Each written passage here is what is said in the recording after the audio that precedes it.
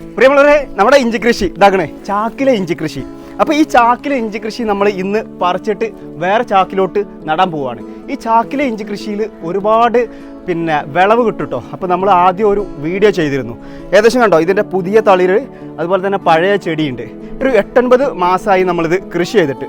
അപ്പോൾ ഇത് ഇന്ന് വിളവെടുത്തിട്ട് ഇന്ന് തന്നെ നമ്മൾ കൃഷി ചെയ്യാൻ പോവുകയാണ്. അതിൻ്റെ രീതികൾ നമുക്ക് കാണാം. തണ്ടൊക്കെ മുറിക്കാൻ പോവുകയാണ്.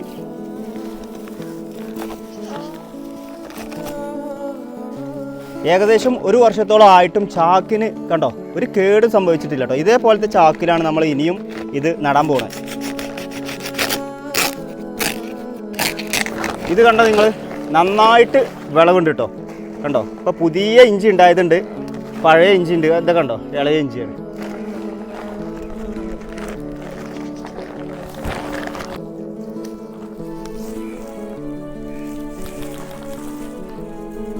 ഏകദേശം 5 കിലോ ഇഞ്ചി ഉണ്ട്. അപ്പോൾ ഇത് പുതിയ ഇളയ ഇഞ്ചിയാണ്. കണ്ടോ, ഇതിൽ മൂത്തതുണ്ട്.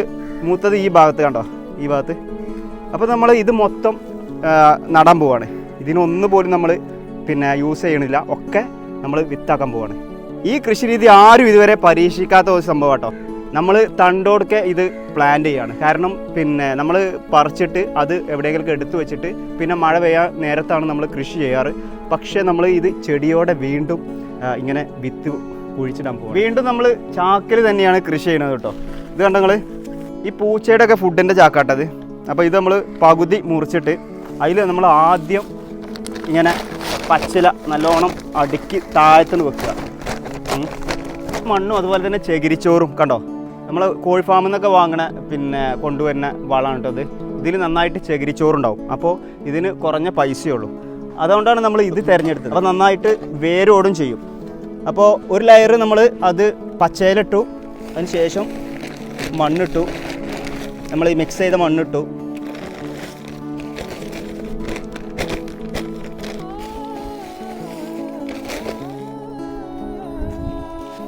അത്യാവശ്യം മണ്ണിട്ടതിന് ശേഷം രണ്ടാമത്തെ ലെയറും നമ്മൾ ഈ പച്ച ഇല ഇടുക. കരിയിൽ ഇടുക കേട്ടോ. പച്ച ഇല ആയാലും ഒന്നും കൂടി ഷെയറായി, അത് ഒന്ന് ചീഞ്ഞാൽ ഒന്നും കൂടി വളം കൂടും.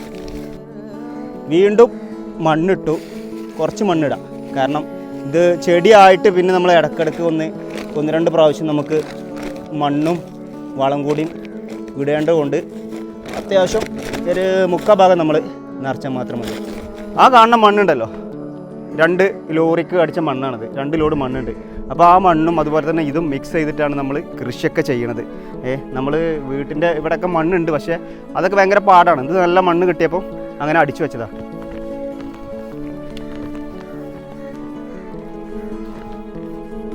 ഇത് കണ്ടോ, ഇത്രയും വലിയ വിത്തുകളാണ് നമ്മൾ ഇത് നടാൻ പോകുന്നത്. ഒരു കുഴി ഉണ്ടാക്കുക.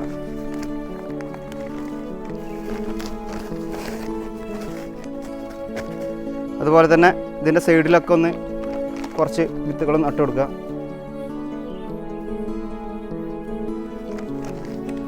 കഴിഞ്ഞ വർഷം ആകെ 1-2 ചെറിയ വിത്തുകളാണ് നമ്മൾ നട്ടത്. എന്നിട്ട് തന്നെ എത്രയും സാധനങ്ങൾ ഉണ്ടായിട്ട്. അപ്പോൾ ഈ വർഷം കൂടുതൽ വിത്ത് നമ്മൾ വെച്ചിട്ടുണ്ട്.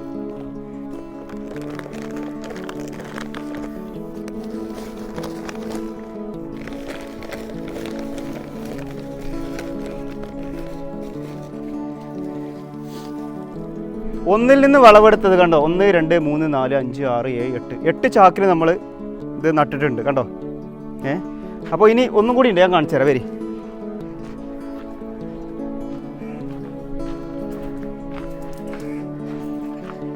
കഴിഞ്ഞ തവണ പരീക്ഷണാടിസ്ഥാനത്തിൽ ചെയ്തതാണ് കണ്ടോ.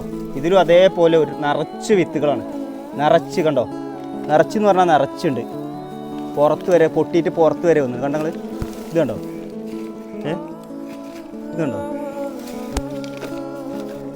ഇതെന്താ അറിയോ, പീനട്ട് ബട്ടർ. ഇവിടെ ഒരു മരമുണ്ട്.